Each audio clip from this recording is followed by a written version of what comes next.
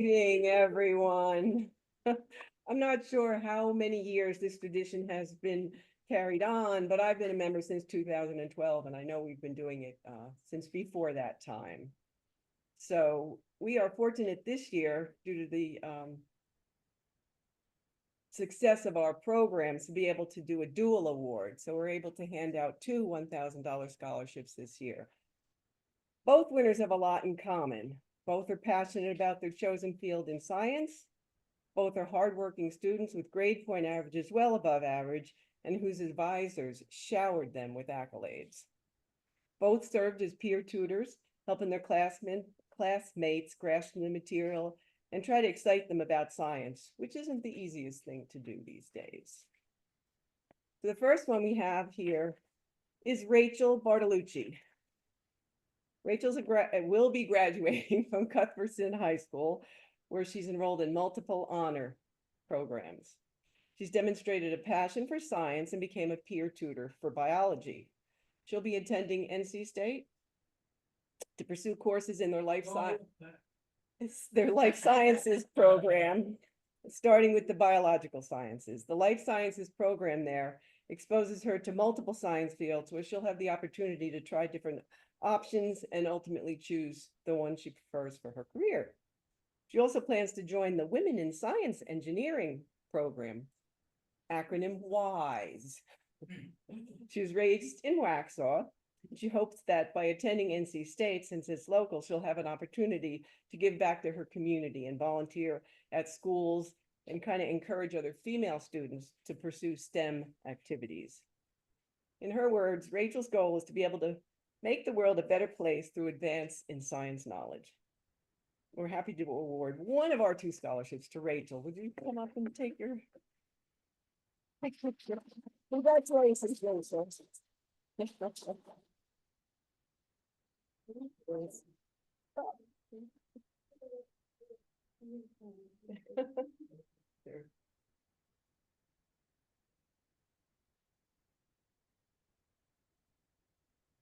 Anyhow, you taking? No, the silence was the photo op. You've done a great job. Your parents should be very proud of you.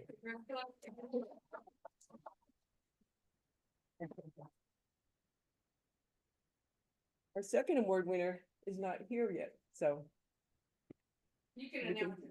It's Joe. Okay, I can tell you a little bit about him too.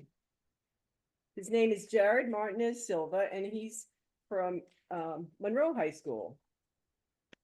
And he plans to pursue a degree in environmental sciences. His interest began at an early age when he used to walk through forest paths near his home, paths that he later saw turn into a construction zone and lost all the creatures that made the forest home. That made him think. In his freshman year, he was able to double up on science, taking both environmental science and biology, and then later an AP environmental class. He became a peer tutor, just like Rachel, assisting his classmates, again, hoping to excite them into worrying about our local ecosystem. In his words, with his degree, Jared hopes to develop ways for humans to thrive without causing irreversible damage to the natural areas, creating a habitat we can all share. According to his application, he was looking at NC State and UNC Chapel Hill. So we will get his award to him. Thanks, everybody.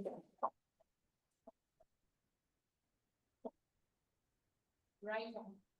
Since Jared's not here, I'm gonna tell you, this summer we have two interns that are working in our office through NC State. Every year NC State Extension does interns all over the state. Not every county gets them, but we have two. One of them is not really NC State. He's a local, but he had connections, and so he did last year and he's doing this year. And they get hands-on experience. They've been out in the field helping with field crop research, planting, harvesting, scouting for insects. Today it was raining, so they were sitting in the office kind of twiddling their thumbs. So I handed them some labels and some point envelopes and some seeds, and they packaged up some seeds to give away at the farmer's market. So you get hands-on exposure. And so you might want to keep that in mind if you're going to be home next summer And especially if you live here in the county, it's a great opportunity. And our agents love working with the interns. Now, they put you to work, trust me, because they're out there in those fields when it's 100 degrees, you know. But it's a great opportunity for the students. So I just thought I'd put that bug in your ear for next year. Okay? Also work in the garden. Yeah, yeah. Yes, yes. Yes, we do send the interns out to help in the garden on their Wednesday work days. So tonight we're in for a treat. We've got one of our own, Sandy Yakob, who's gonna talk about, shade gardening. And she has a cool title for her presentation. But I'm gonna turn it over to her. Do you want to introduce her, Nancy? Do you have more to say? Well, yeah, so we asked our presenters to write up a little bio. and Oh, this was come not- up here so you can talk into my computer so the Alright, people online can hear Sandy you. was So short, she said, Sandy's a longtime master gardener in Union County. You can find her at most Master Gardener plant sales and at the Union County Library and on Wixie Radio on Saturday morning, which is a great program. But I just wanted to say that is that much of Sandy. One of the joys and benefits of being a Master Gardener volunteer is getting to meet people where you share your love of gardening and plants, and you meet so many knowledgeable people, and Sandy is exceptional. So we are truly, there is not a topic that has come up gardening related that she has not been able to contribute significantly to. So I just want to say that we are very fortunate to have her tonight. That's very sweet. So I will tell you in advance, I tend to roam around. So people who are online, please, if I wander away too far and for some reason you cannot hear me, let me know. I'm also pretty loud. So hopefully that will help with folks online. So I'm Sandy, I'm one of your Union County Master Gardeners, and I am super excited to talk about shade tonight. You know, once upon a time we always say, you shade, oh my gosh, you have a shade garden? Oh, right? People say, I want to do a garden. And they're like, what do you have? They're like, I have shade. You'd be like, oh, I'm so sorry. Oh my gosh. Do you think you'll get better? Right? But what we know though is that shade can be just as beautiful, just as colorful, just as ecologically sound, and certainly just as dramatic as any sun garden. And so tonight we're going to talk about some options you have for shade and hopefully give you some ideas to take home about how you can take your shady spot and make it into something spectacular. By the way, these are orchids. I mean, you can do this. They can do this in London. You can do this here, I promise. So we're going to start talking about, now to do this, as with all gardens, we're going to do this using the 5 P's, of course. Plan, present, and preserve. And I am super duper proud of myself that I thought of 5 words that started with P to go with this. And so this is how you do really all gardens, but with shade gardens, sometimes you need to have a little bit more on the plan and prep side because they have their own special needs. So first, what we do when we start with planning, what do we want to do? We need to know our sun, know what shade we have. So we usually group shade in about 4 categories. One is what we call partial shade. That's 2 to 5 hours of direct sun in an area per day, right? Remember, over 5 to 6 is what we call full sun. So anything less than that, we start to call shade. If we have less than 2 hours of sun, we consider that full shade. If we have 0 hours of sun, we consider that dark. No, we consider that deep shade. And then if you have an area where it might get sun all day, but it filters through, whoopsies, I bumped it. If it filters through, we call that dappled shade or filtered shade, or sometimes we call that high shade. So that is usually where you have kind of the woodland glen type of look, right? You got sun coming through it all day. So you need to kind of have an idea of what shade you have so that you can make a good plan. Now, this is not hard. You can do a sun map like these folks have done, where you kind of draw a sketch of all your buildings and where you're going to put your garden, and then go out every hour or so and say, do I have sun here? Yes. Okay. Then come back another hour. Do I have sun here? No, right? And so you can kind of calculate how many hours of sun you're getting. This is not super difficult. You can also use a light meter if you want to be really fancy pants about it. But honestly, just having an easy sun map will help you determine so you know how much sun you have and how much shade you have. You may be surprised that you have more shade than you thought, or maybe you have less shade than you thought, or that the area you want to work in has a little bit of everything, right? And that's not uncommon, right? At my house, I have a big bed full of trees. Part of that is dappled shade, part of that is heavy shade or full shade, and part of it is partial shade. So you just want to have an idea because this is going to help drive the plants you're going to put there. So also, as you're doing this, and you know this, if you are working under a bunch of deciduous trees, in the winter, those trees lose their leaves. So you may end up with something that's more of a full sun type of area, or at least a partial shade part of area in early spring or in winter time. And so it makes a great place to put bulbs and ephemerals and things like that. So job one, know your shade. Job two, check your soil. Usually soil up under in a deciduous area, and I'm thinking this more of in trees, but this can also happen between buildings. You're going to have dry shade and you're going to have wet shade. Woo, that's it, hard to remember, right?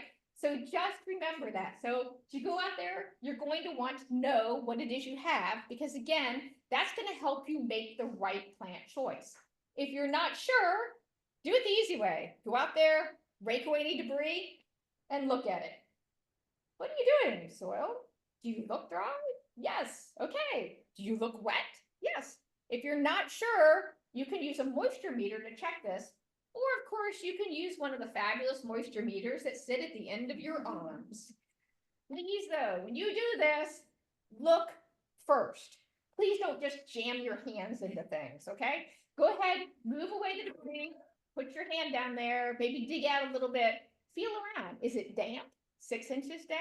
If so, you may have a wet shade. Also, see what else is going on. If you go out there and you've kind of got a little boggy area and you see a lot of mosses and you see some ferns or something like that, that's going to give you a good indication that you've got a wet shade area. If you go out there and you see a lot of nothing, then there's a good indication that you've got a dry shade area, or you have a tree you need to think about, right? And this is mostly under trees. In buildings, if you have a really dry area, then you may need to say, okay, do I have something that might be covering this, like an eave?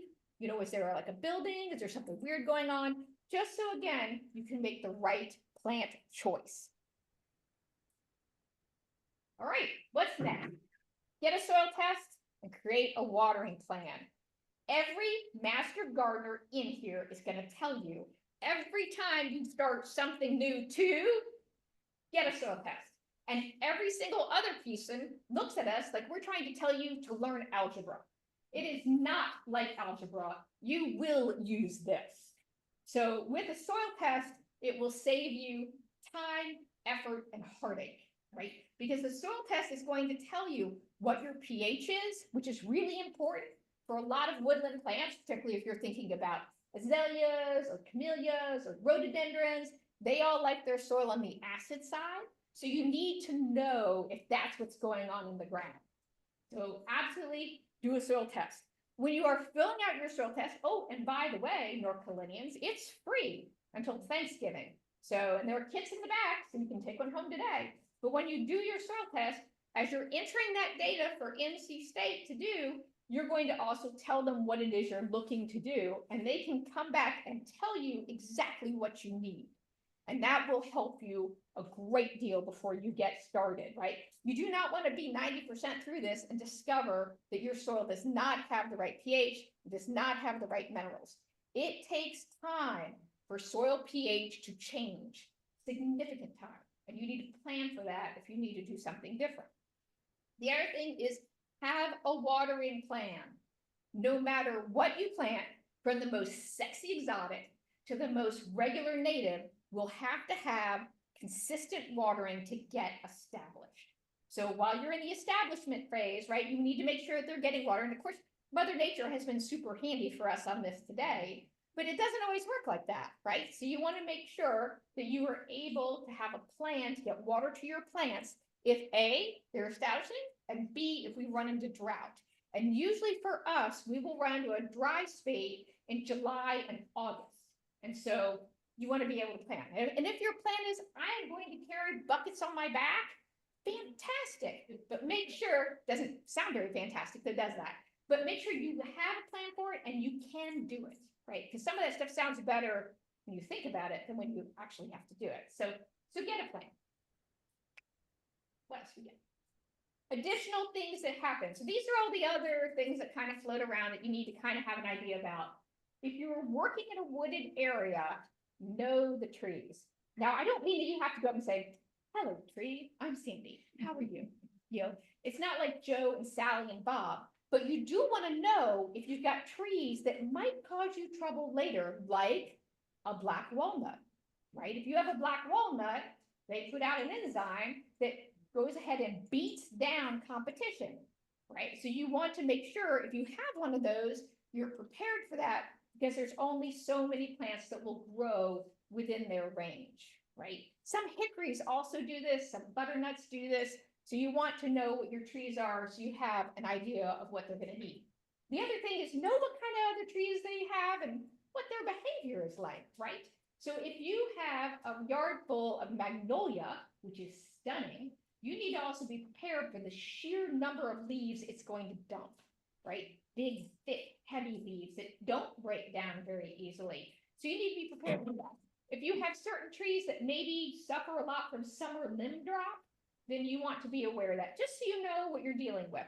Doesn't mean you can't do the garden there, doesn't mean you have to take the tree out, none of that, but it just makes you more aware. So when you start picking plants and you start pulling your garden together, you're not surprised by anything.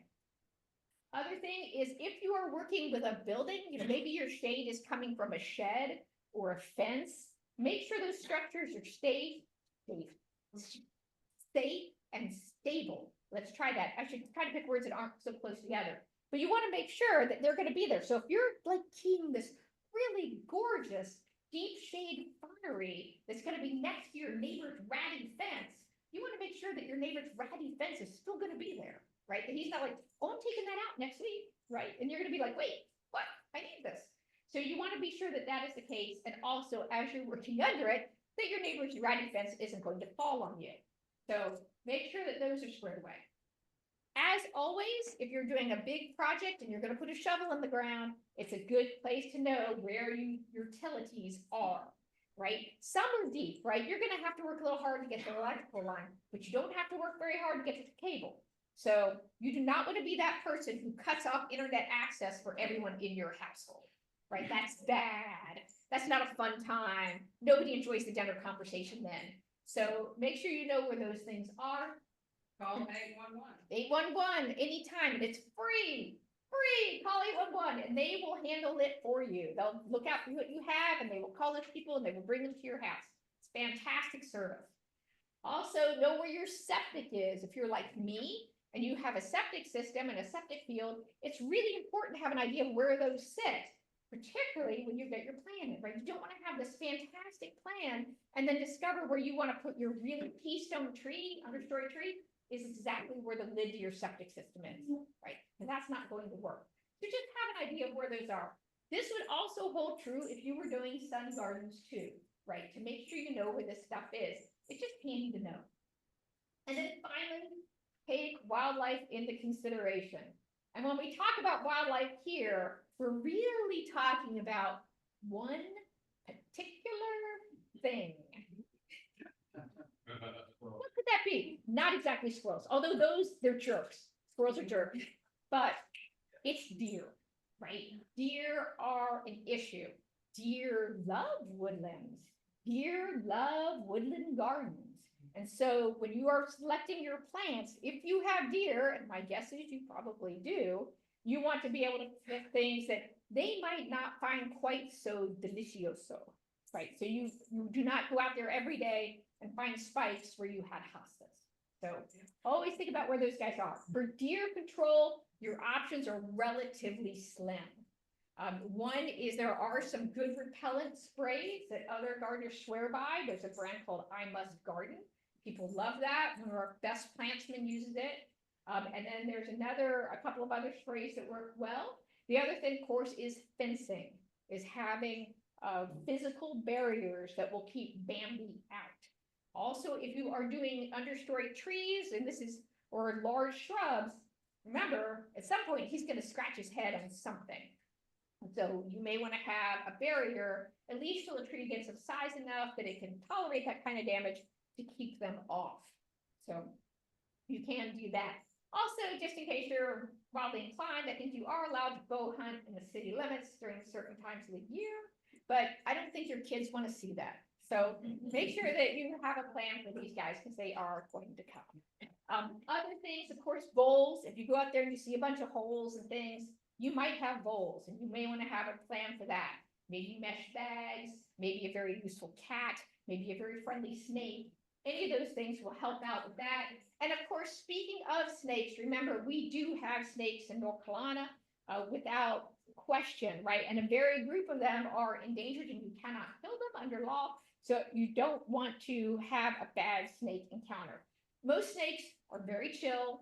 They're not interested in bothering you, but I promise you, for both you and him, you want to know where they are and be prepared so you're not going, ah, and the snake isn't going, ah, and something bad happens. So be prepared for these additional items that might come up. Theme, get a vibe, make a plan. I know it sounds ridiculous, and a lot of times when people say theme, you think about Disney World. You do not have to do Disney World, but you can. If you like that, do it. Not a problem. But thinking about having a theme, you want to have a plan of what it is you'd like to see here. What's your vision? What's your vibe? Is that what the kids are still saying? Is vibe still hip? Evidently not. Yeah. But with that, you want to have kind of an idea of what it is you feel like, because themes help you make good choices. When you don't have a plan or a vision of what you want it to look like, it's really easy for your garden to end up being a hodgepodge of random plants that are put together. Guess how I know that? Guess how I know that? Because like all gardeners, I'm like, ooh, look at you. Let me just snatch you up. And then you just dump them in there and then everything just looks, yeah. So you don't want that. So get a theme. They'll help you make good decisions so it looks like it's thought out. Other thing is that themes allow you to kind of align together. So your vision looks good and it goes with the surroundings they're in. And it's, of course, is working with your soil and your shade environments. So everything looks really nice and put together and like it was professionally done, right? So you want to have something that looks like an intentional landscape. Also, themes help you kind of get an emotional impact, right? So when you look at it, you go, yeah, yeah. This is what I want, or you go, ooh, or, ah, and not like, ooh, ah, right? Those aren't the emotional impacts you're looking for. So have a theme. It also helps with maintenance because a lot of times your plants in the theme are going to require the same maintenance. So it gives you a hammer, but have a theme. Spend some time on this. It's not hard. A lot of people, they already know, right? I'd like to have a woodland garden with a seating area. Great, right? I want to do like a little fairy area with some really cute little fairy types of doors and some trees that my grandkids will love. Just have an idea of what it is you want to do. Now, once you do all the planning in this, and I know this seems like a lot, but you can do all of this in a short period of time. The same day you're out there looking at your sun can be the same day that you're touching your soil, which can be the same day that you're digging your soil up to do your soil test, right? While you're out there adjusting your soil moisture, go ahead and scoop that up and put it in a box to send to NC State. So you can knock out a lot of this stuff pretty much at the same time within a couple of days. So this doesn't have to be this long, drawn out planning process. The longest period of time you're really going to have in planning is going to be one, thinking about your theme, about what did you like, because there's so many options, and waiting for your soil test results. And that can be about 2, maybe 3 weeks. So don't feel like this is like, I'm going to spend months in planning because the master gardeners told me I had to. No, this can be very quick. And a lot of this you're going to feel immediately. Yes, ma'am. When you do a soil test, if Yeah. you have an area, say that's under a tree canopy. Yeah, And then maybe a little over here, it's not so much, that tree with all those roots. Would you, you could easily One- do two. okay, Do one for like, if you've got like a part that is going to be full shade, you're under this big tree canopy, you're getting less than 2 hours of sun, it's probably pretty dry underneath because, you know, trees are big hogs of nutrients. Go ahead and do a soil test for that. I'm gonna do a soil test because under this gigantic tree, I want to grow begonias, and I'm swagging that, right? And then maybe you have this other place that is partial shade, and maybe the soil over there isn't quite as dry. Or maybe over there you say, I'd like to over here, I'm going to put in a bank of azaleas or something else. You could absolutely do a soil test over there. And that will give you very precise options. Now, you may get something you look at and looks like the same thing, because it may be on the same soil, but yes, you can certainly do that. All right, so first, when you get to go to work, get clean. Now, as master gardeners, we tell you all the time to what? Leave your leaves, right? We're very big in that. But in this case, I'm telling you to park your leaves out for a little bit so you know what the lay of the land is. Leaves hide a multitude of sins. And so it's nice to pull all that away, and then you can really see what's underneath. Now, if you're working between buildings, something like that, maybe it's a little strip between your neighbor and your house, somewhere in there, whatever thing you've got to go ahead and clear. I'm not saying you have to jerk your grass out. You don't have to do that. But if you've got some mulch or anything in there, just pull all of it out so you can really see. You want to know if you go out there and maybe you're planning on, I'd like to have a woodland path. Well, if you've got a woodland path and then there's some weird divot that if you step on it, it's going to send you to China. You need to see that and be able to make amends for that. If you've got something between a house, then you've got a bunch of little weird holes and they're near your foundation. Well, you want to see something about that. So just get a clean slate so you can really see what's going on. You don't have to do anything fancy. You don't have to get out there and level a bunch of stuff, but know what's happening underneath your leaves so you can take care of it. This it's about evaluation.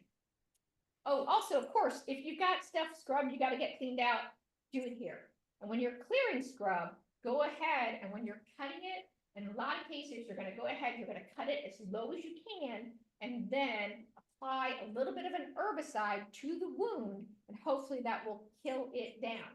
Certain plants, this is a lot harder with, like our friend, the tree of heaven, which might be the worst tree ever. And in those guys, I know everybody's like, oh, yeah.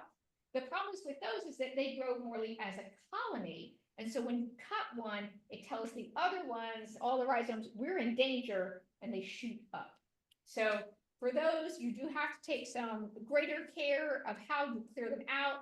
They do better in the fall. There is a type of herbicide that will work. It's a little bit more of a chore. But for a lot of things, you're just going to cut them way down and then kill them. Or, of course, you can do it the old-fashioned way, get a spade out and shovel through them, and that will also take care of it. So, but a little bit more effort there.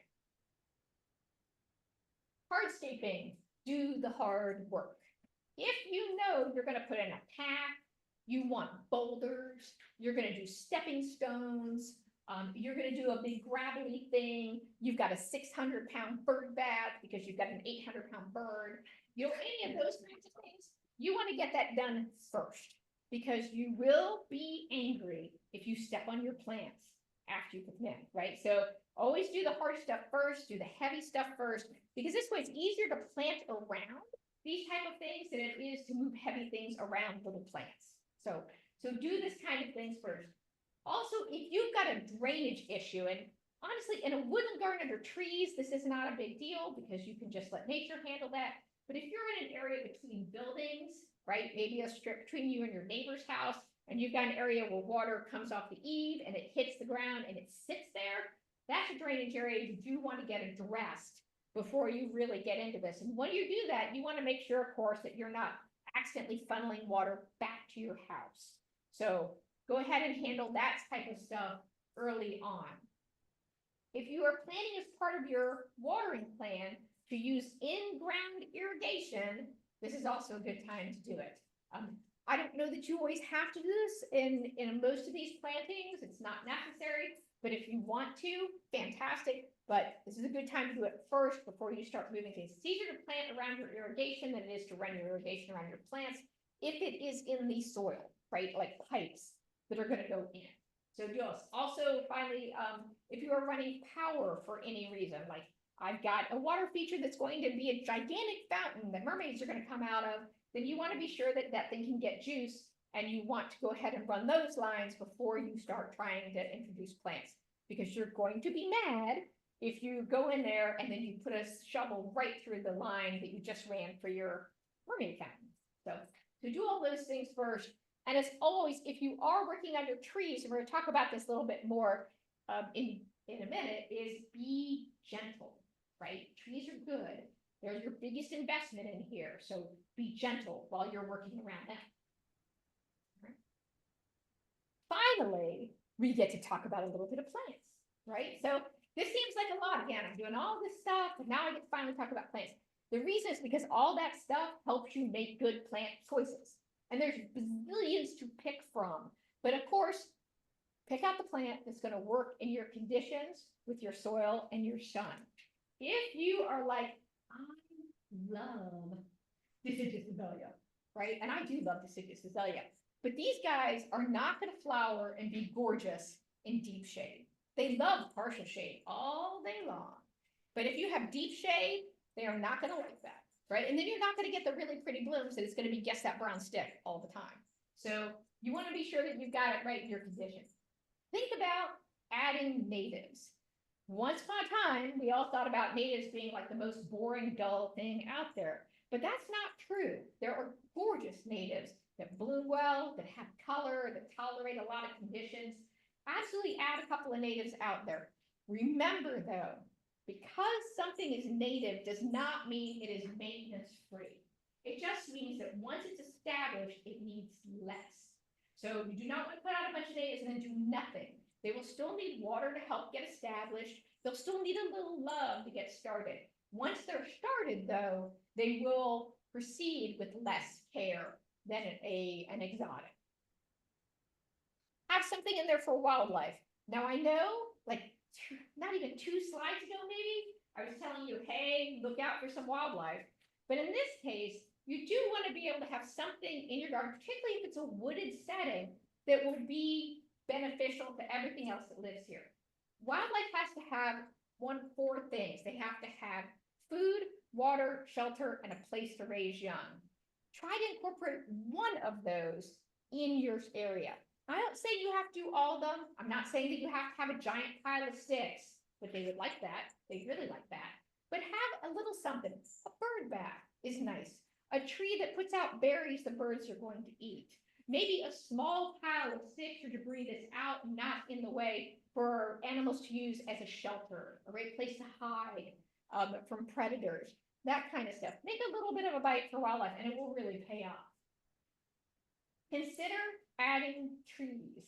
If you are like me and you have a yard that has great big 80-foot tall poplars, it's great, but you don't really see the 80-foot tall poplars. You just see a lot of trunk, got a lot of trunk going on. But having that isn't super aesthetic, right? It doesn't grab your eye. It doesn't do a lot of that. So think about adding an understory tree under there that's going to give your vision a break and be attractive. How about something simple like dogwood, a davidia, a stewardia, a serviceberry, a chokecherry. There's like a million kinds that you can put in here that will be relatively small trees that will put out flowers, that will provide berries, and will be beautiful, and it gives your eye something to look at. And then from there, layer down, right? So if you have big trees, and then after that you have understory trees, and then maybe you have large shrubs, and then you have medium shrubs, and then you have smaller plants, and then you have ephemerals, then when you look at that, you've got this beautiful layered landscape. Has anybody been to Maple Walk? That's over here, right? That's the bomb, right? It's gorgeous. If you haven't been, it's over in Charlotte. It's off Carmel Road. It's 2 acres and it's stunning. And it's a great example of how to do this, right? He has great big trees. Then they have small understory trees. And if you get there in the spring, He has a handkerchief tree. He has a dove tree, and it is remarkable. He also has a magic dogwood where the bracts curl. Woo!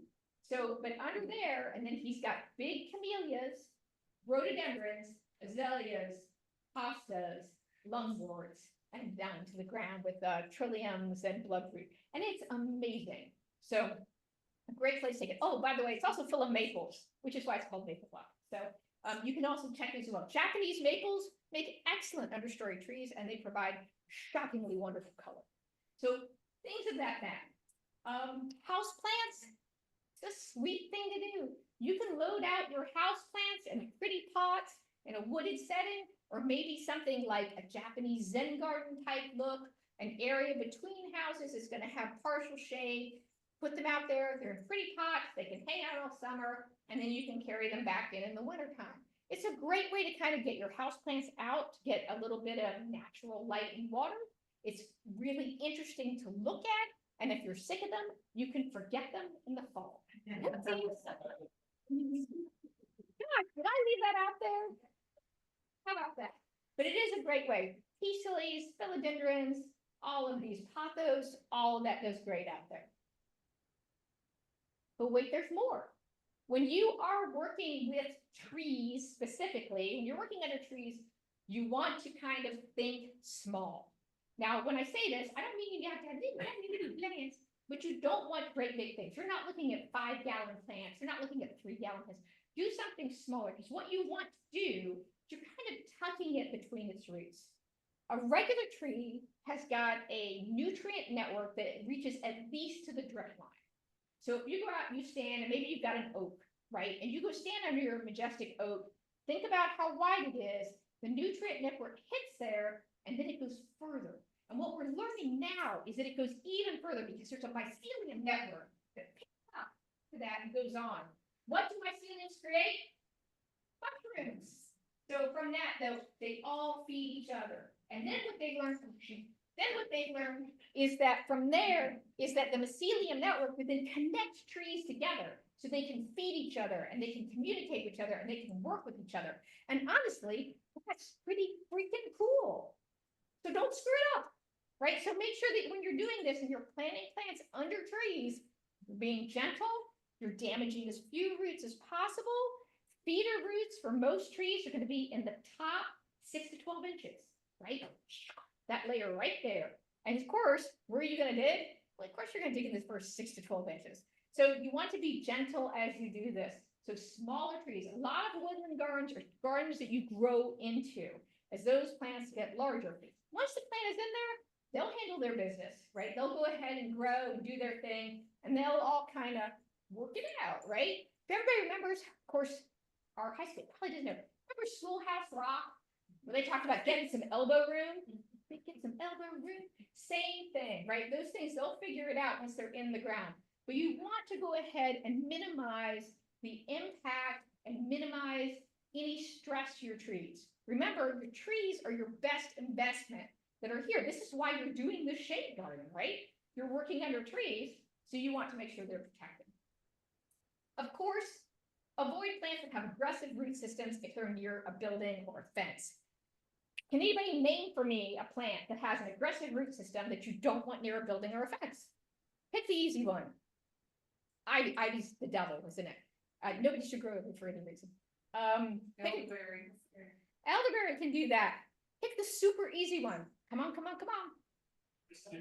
Wisteria is also terrible. Honeysuckle, bamboo. Bamboo, which is everybody's right? Bamboo, willows, certain flavors of oak, all of these plants, right? And willows themselves are not going to uproot the house, but what they can do, because they are excellent at finding sources of water, they will find that tiny little crack that's in the pipe, and then they will just, make it larger. And then they'll just go ahead and help themselves to the water and be all super happy there. But you want to be sure that when you are planting something that is going to be between structures or near something, that you don't accidentally uproot this. Yes, ma'am. How do you find out what plant might have aggressive? I mean, is that in the bio? A lot of times it is, and that's a great question. And the question was, How do you know that a plant's got an aggressive root system? A lot of times when you look that plant up, it's going to tell you something like inappropriate for sidewalks. Right, and there's a list of a lot of those. Another thing to think about is as you're planting this, when you're planting plants are going to be large one day, that you know where they're gonna be, right?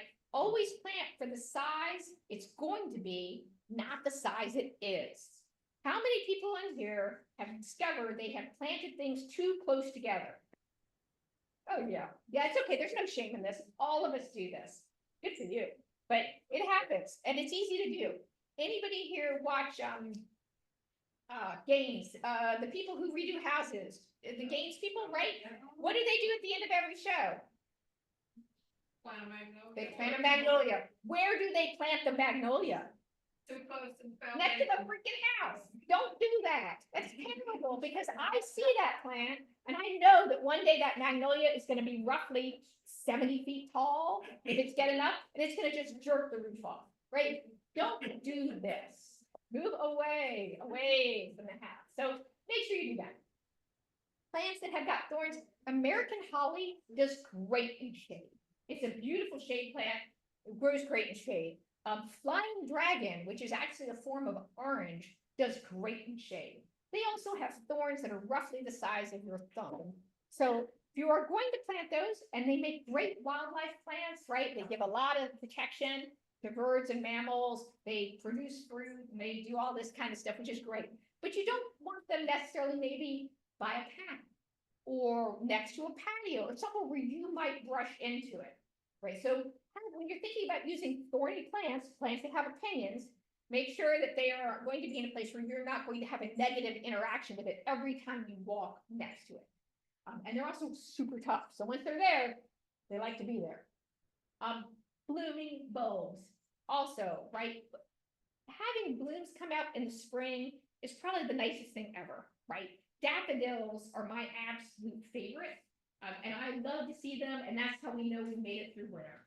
And so with that, consider adding some bulbs into a wooded area that you have that's going to get sun over the winter and in the early spring, or maybe by a patio that you have, or between houses. Any of those things, you can tuck in a few bulbs. Even the most serene Zen Japanese garden can tolerate a few crocus. And that would be really pretty, I think. So think about adding those. It's a great addition to have.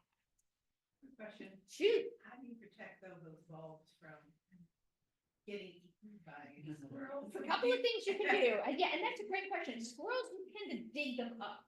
Because again, squirrels are jerks, right? So they are. And I think they do this just so they can be jerks.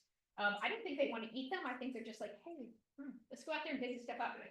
Chicken wire on the top. There's a couple of ways you can do this. A lot of times you can line, if you're worried about voles, there's a couple of ways. One, you can line it with gravel in there and then soil bulb and then plant on top if you're worried about voles because they will dig out from underneath. There's also some mesh bags that pasta growers have been working with that will hopefully keep them from coming from underneath. But for squirrels, a lot of folks recommend you go ahead and plant them in and then put a little bit of chicken wire over it. Use some landscape staples, staple it down. Remember where it is so it doesn't become a tripping hazard for you. And then that should keep them out. Now, I am sure that right now there is a whole collection of squirrels that are working on wire cutters. But they can't chew through it. So one day I'm going to be going, I'll be driving home, they'll be running across the street with little wire cutters, like you see them in those movies. That'll be it. Let's eat something. So lots of edible plants will grow in shade. So leafy greens, spinach, lettuce, chard, collards, arugula, etc. will grow dapple shade. They'll grow in partial shade, and sometimes they'll grow in full shade. I have a nice set of kale that I had for about 4 days in deep shade. It was looking pretty good. Bambi thought so too. He was like, "Oh hey, thanks for the salad, lady. That's awesome." So you can actually do that. Mushrooms, of course, they will grow in deep shade. They will grow in full shade. They will also grow in partial shade. And mushrooms are awesome and they're really fun to do. So if you're like, I'm not sure what to do with this little weird tiny shade pocket, but I want it to produce food, mushrooms are a great option. Now I did read a very interesting article. These are shiitake. that are here, and this is very popular because they're easy to grow, but we are starting to find shiitake is naturalizing in woodlands. So you might want to think about doing oysters instead, which are also super easy to grow. And so you can certainly do that. A lot of herbs, cilantro, which I don't like at all, lemon balm, chives, parsley, mint. A lot of those guys will also grow in partial shade. As long as they get a bit of sun, they will go ahead and grow. They won't be as big as you will have them in sun, but you can certainly get product out of them.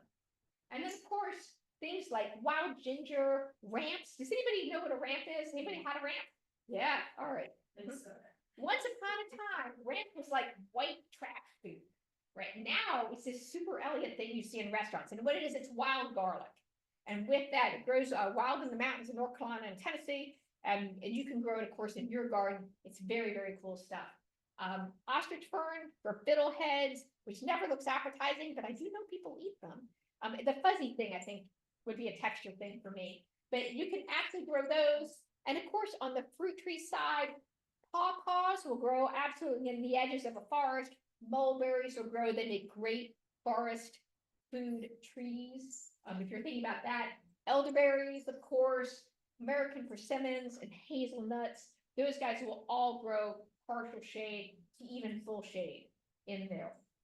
So you have lots of options if you want to add 1 or 2 edibles to your, and every time I say that, it sounds weird now, 1 or 2 edible plants to your landscape, and you've got a shady area, there's a lot of choices. You don't have to go with that.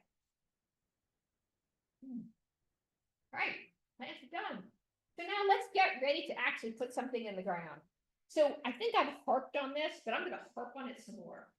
Protect your trees, right? They're the most important thing. That's why you're doing this. So when you're working under trees, lay everything out and then step back, look at it and be like, I like that. And if you like that, go away, get a cup of coffee, go eat a little something, come back and look at it again and make sure you still like it. I mean, the whole idea is set it out twice, plant it once, which is a really bad twist of that. But anyway, the idea is you want to know where you want things to go before you start putting a shovel in the ground, because of course you want to minimize any disruption to your tree network. So go ahead and do that. Avoid your deep digging, right? This is not the time to try to dig something all the way down to China. You want to go ahead and just put it as deep as you need it, as wide as you need it. Generally, anytime we plant something, you are going twice as wide as you are deep. And here you just want to do this very gently. There are methods that you can use that are less disruptive, but they tend to be really expensive. So a lot of arborists have something called an air spade, which is like a really powerful leaf blower that they point down and it blows all the soil off and then leaves the root network, and you snug the plants in and then you move the soil back over. That's pretty extreme, but if you are planting with it, just be cautious, be gentle. You're not digging giant holes, dig what you need, set it in, cover it up. Avoid cutting large roots. Usually the thought around this is 2 inches or larger. You want to avoid those if you can. Sometimes you can't. And trees aren't made out of glass, right? They're tough and they're strong and they withhold a lot of stuff. But you just want to make sure that you are minimizing this. So if you can avoid that, do that. For large surface roots, if you've ever had an oak that has those big gnarly roots that come out and hold on, leave those alone. Those are stabilization roots and they actually keep the tree in place. So that's not the one you want to go out there and cut. So work around those guys and leave them in place as much as you possibly can. Obviously, plants should be relatively small, not the place to put the giant 10-gallon tree in there. And I know this is harder because what we see a lot, if you watch a lot of gardening television, which I do, or a lot of HGTV, it's instantaneous, right? It's the instant landscape. And all honestly, that seems like a good idea, but it's really hard on everything. So try to go smaller and let yourself grow into the landscape versus trying to slam it all in there. Avoid planting next to the trunk. This course is, I'm sure it sounds pretty self-explanatory. Give your trunks a good 12 inches around it. You want to have good airflow around the tree because that keeps it good and healthy. Also, plants will grow up and they'll kind of get bigger and move over around it, and that's great. But you also want to be sure that you're not accidentally hanging out the welcome sign for pests and disease to attack the trunk of the tree. And of course, when you are mulching, right, after you plant, you're gonna water, and you're gonna only top dress with about 1 to 2 inches of mulch in a woodland area. Again, that's because your feeder roots are only in that top section. You don't wanna like suddenly find, they don't wanna be like, oh, wait, oh, I can't get food, I'm too deep. And then they start having to make other decisions. So try to mulch lightly in this area. And also, of course, when you're doing this, we talk a little bit about amendments. So while I have this in mind, let me mention amendments. If our arborist were here, he would probably tell you, do not amend when you're working under trees. Trees have got their own thing going on. And so you don't need to add fertilizer into it. You don't need to add a bunch of compost into it. You don't really need to put your plants in with your tree network, let them hang out. If they start to struggle, then maybe top dress with a little bit of compost in there, as you do with your mulch. And then also, you can also feed with a slow release fertilizer, but let them try to work it out themselves first in the native soil. Now, if our arborist were here, he would actually tell you when you're planting trees, plant in native soil, do not amend. I believe that's still the current thought. Oh, finally, yes, do not mound mulch around tree trunks, right? Do not volcano your trees. And I'm sure you've gone to a grocery store or you've seen somewhere where they've got it hunked up on there. This is a terrible thing for trees. When you are looking at your trees, you always want to make sure you've got a nice flare, right? It's coming to the ground, nice and safe. Always look down, always look up. And of course, and I'm self-explanatory, but I probably should throw this in there. Before you start, do that. Look down. Is the flare looking good? Do you have any weirdness, right? If you see a bunch of brightly colored fungus coming out of the bottom of that thing, it's the color of Debbie's blouse, you need to call somebody, right? Do not, that is not good. If also you look at the tree and you're like, gosh, that seems like a really big hole, that's not good, right? So make sure that's done and you've got that squared away so you know your tree is safe and stable. Also, look up. What's going on up here? If you have a bunch of broken branches in your canopy, like large chunk branches and they're capped off, or you've got whole sections where there's no leaves, that is not good. Call an arborist and let them come out and give you an eval. Vast majority of arborists will come out and do this for free. And it's a good thing to do before you start doing a lot of work under it, or stand under it, or live under it, or have your neighbor over, or any of those things, right? You want to be sure that tree is going to be strong and stable.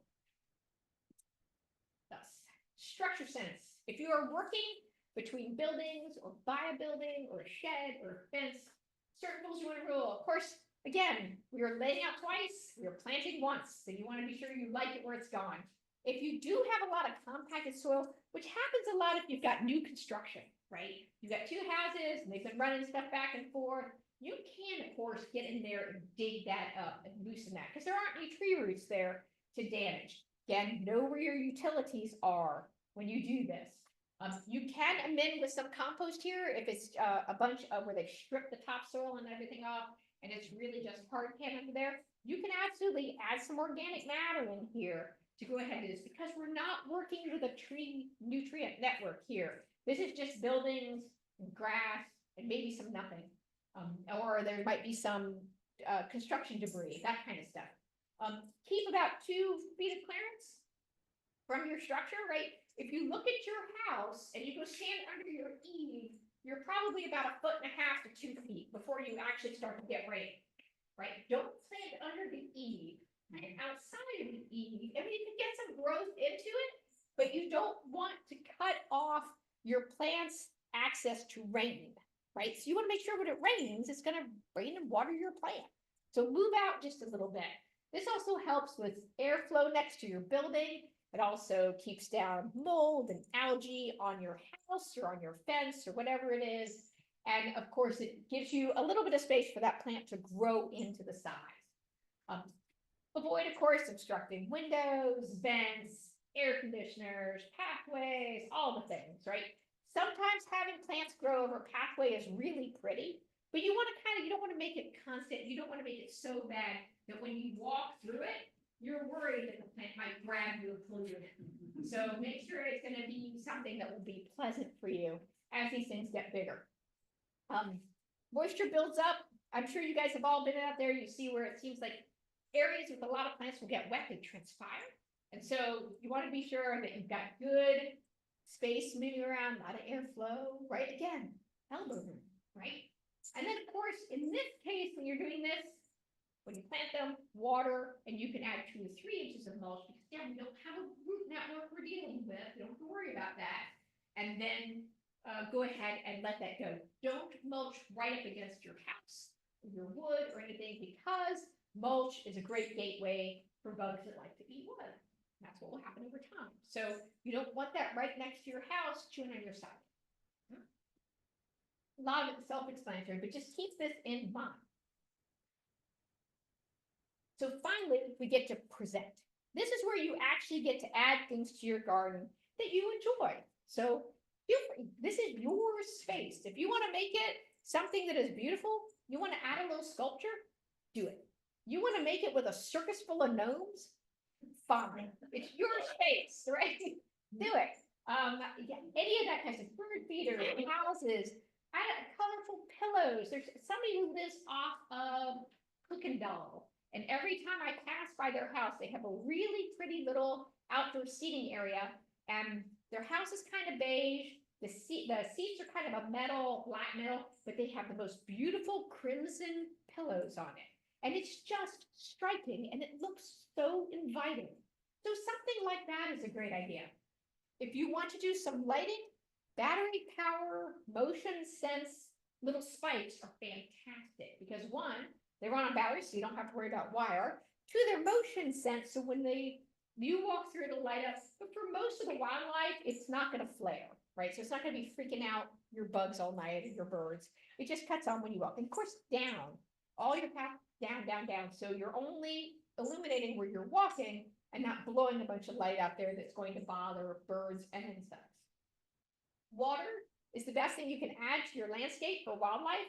A pond, a water feature, anything like that. It's great. A small pond. If you are doing a water feature that is still, that is out there and that's only water in it, right? There's no plants, there's nothing else. Think about adding a BT dunk in there so that it does not become your own mosquito breeding pool. And until they can figure out how we can go ahead and breed mosquitoes for fun and profit, you probably don't want that. So you want to be able to kind of keep those down. And then finally, add some art, an interesting piece of driftwood, a sculpture, any of that, a gazing ball, whatever it is that you like is a great place to put that out somewhere where you're going to enjoy it, either as a focal point or as just something that's really kind of cool in a secret area that you're going to go be surprised by and go, oh. So feel free to do that. Make it yours. And then, of course, preserve. This is where we get in the maintenance part. Water consistently as everybody gets established and gets settled in. And of course, in times of drought, right? If you notice like, hey, I haven't had rain in a week and a half, you may need to go out there and put some water in those places, just as you would your veg crops. So go ahead and do that. Look for signs of stress, pest damage, the usual, right? Oh, if you go out there and you've got like a little understory tree, and you go out there and he's doing this, leaning way over, well, you might need to go check on that, right? Something is not right there. Or you go out there and it's turned some sort of weird color, or it's trying to eat your neighbor's dog. You need to go out there and see what's going on. So go check into those things. If you have put in understory trees or you've got large shrubs, you can prune any time as long as you are pruning to remove disease, dead branches, or crossing branches. That can be done anytime. If you're pruning for size, you usually want to do that when the tree or the shrub is dormant. For us, that period is getting shorter and shorter and shorter all the time, as you all know. So now we're into what? February, right? January? So you can get that done. Fertilize if you need to with a slow release fertilizer. I keep a bunch of azaleas in my front bed. Every 2 years, I give them a feed of azalea tone. I just go out there and I sprinkle it around the drip line, and that's it. That's all that they're going to need. Do that. Reapply mulch as you need it. Also for me, it's about every 2 years, maybe even 3. Whoa, sorry. Go ahead and add mulch again. Now, here is something to note about mulch. I love arborist chips. Everybody loves arborist chips.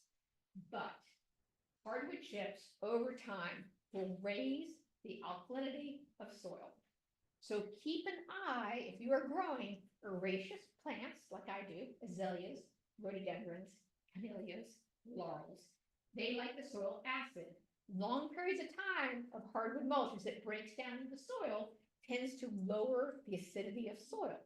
Now, honestly, I didn't know this until we had a great meeting with the tea people. We had a class on tea, and the folks that run Camellia Forest figured this out. Now, people who grow camellias professionally weren't fully aware of this, and doofuses like me never had a chance. But what we've discovered is that as this breaks down, it's going to raise that alkalinity. So every couple of years as well, go ahead and get another soil test, just so you know where you're going. And if you start to see that your pH is changing to be less acidic, then you can start to take steps to change that. And it does take time for it to go ahead and get soils to turn. If you want to avoid that, when you are doing mulch, use a pine bark mulch or pine straw mulch instead of a hardwood. Also, again, we love to leave leaves, but you may need to, if you've got a garden out there, you've got plants, they're sitting on them. Every couple of years, you may need to rake them out, rake them away. If you're growing azalea or a lot of other multi-stem, get them out of the crowns of the plant, will cause crown rot. And part of it is because the leaves land and then they get wet, right? We get a lot of rain in the winter, or at least we used to. And so it gets on there and then soaks down and it opens up for crown rot. So you may have to do some of that kind of maintenance. And then finally, to wrap up, I want to throw out some resources here, and I want to give a shout out to the Plant Toolbox. If you have not checked out the Extension Plant Toolbox, I highly recommend it. There's an excellent set of design galleries that are available on there. So if you want to do a native shade garden that has something to it, you can set that up and it will show you pictures of what's been done here in the state, as well as help you with plant ideas. You can go also to the plant side of it and it will help you select the right plants for whatever it is you're doing. I have semi-shade and wet soil, and I want to do this kind of garden, and it will come up with a whole list of them with pictures and with information on them. I cannot stress how awesome the Plant Toolbox is. And I don't know that every state gets this. This may be just something that's super sweet with NC State Extension, so fantastic. So absolutely do this. For natives, they also provide a ton of native information in there, but also the NC Native Plant Society puts out some very nice native plant lists that are available through their website. Absolutely check that out. There's a great article on modifying soil for plant growth around your home that has also been done through NC State. Wild Ones has a list of some native nurseries. And of course, there's a great pamphlet or booklet that is from NC Extension, from Guilford's Extension, that is exceptional as well. And it's just a really quick pamphlet you can print out or just look it online. So some good resources to help you get started. Also, you can always check out the World Horticultural Society in the UK. They have some fantastic articles on shade, on growing in shade. And there was a whole bunch of them in their magazine that came out. And I would tell you, at the Chelsea Flower Show, every single garden had a tree. So shade is hot right now. I can use that as my tagline. Yeah. Any questions? I admit I talk fast and I talk a lot. So I'm happy to start. Yes, sir. Yes. Another P for you is process. Process. When you start planning this stuff, you're usually planning it in July. Mhm. Or June or January or something. To me, you need to know when you're going to, what you're going to plant, when it's going to grow, and when the sun is going to be hitting. That is super smart, and you are right. When you are planning your sun map or you're doing it, think about where's the sun gonna be when I want my garden to look its best. Right. Absolutely Well, right. one of the things you can do is go to the sun calculator at NASA. Really? Give them your longitude and latitude. And they will give you, so you don't have to stand out there every hour measuring the sunlight. They will tell you how much sun you're going to get that day. That's If sweet. you measure it in January and you plant stuff that's gonna bloom in July, you're gonna be disappointed, because you're gonna have a lot more sun. You're absolutely right. I did not know that existed. That is awesome. Sandy, can you repeat that? Hey, so for folks online, gentleman in the back recommended the NASA sun calculator Yes. to be able to judge when sun is going to be in your garden for the time you want to look its best. So that way you can do your planning ahead of time and know where your sun is going to be when you want to actually have it in place. That's a fantastic tip. And I did not know that existed. Thank you. Being in radio, we worry about the sun. Absolutely. Right, exactly. And then the lady behind you, did you have a question, ma'am? Oh, I just wanted to know when we're gonna get a copy of the presentation or email to us. It Oh, will be posted on the, Extension Master Gardener website. Perfect. yes, absolutely. And they will be there and you can go through the whole thing. And you can slow down the pictures and all that. So. That was the question from online, so can you repeat that? Tell them. Oh, yes, so this presentation will be posted to the Union County Extension Master Gardener website. And then you can flip right through it and get all the information in there, the list of resources and the links, and then of course, all the photos that are there. And you have a beehive? I used to have a beehive. Mhm. Because the picture showed it in the shade. Mhm. Down in North Carolina, that's not a good place to put our beehive. That is a sun to shade garden that has actually been done as a demonstration garden that actually came from the plant toolbox. And that's actually at one of the extension offices. So part of that is in the sun and part of that is in the shade. So as the day changes. But yes, you're right. Hives usually need to be in the sun because bees like it warm. They also use the sun to be able to locate where they are. They come out and fly it. It keeps away the wax moths and ivy. Yes, anything to make it better. Other questions?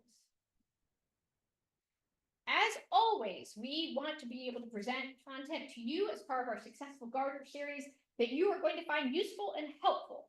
So if you have ideas, topics you think we ought to hit, stuff that's making you crazy, goodness sakes, please let us know and we will be happy to get together presentations on that. Because we're always trying to figure out what people would find interesting. So help us out. If there's something that's making you nuts, let us know so we can address it. That's it. Thank you so much for being here. And thank you for everybody online for joining us this evening. I hope you can hear me. Thank you, ma'am. Thank you all for coming out. The recording will be posted on the website as well as her presentation, but it'll take a few days. Okay, our next event is first Thursday in August. We do not do a program in July. So, I think it's August the 7th, maybe, but it's the first Thursday and it will be It's design, right? design, yes. Yes. Suzanne Wilkerson. When the next person, August, she is outstanding. Yes. She's got the eye. Her landscape is beautiful. So absolutely come out and check that out. She's a great speaker. Okay, thank y'all. Thank you, Be guys. safe going home. Great Thank you. job, Thank you. great job. Oh, that's all right, man. No, it's fine, it's fine. You did talk fast. How people hear it. To that, it probably all sounds like Charlie Brown's teacher. Congratulations on your scholarship and good luck.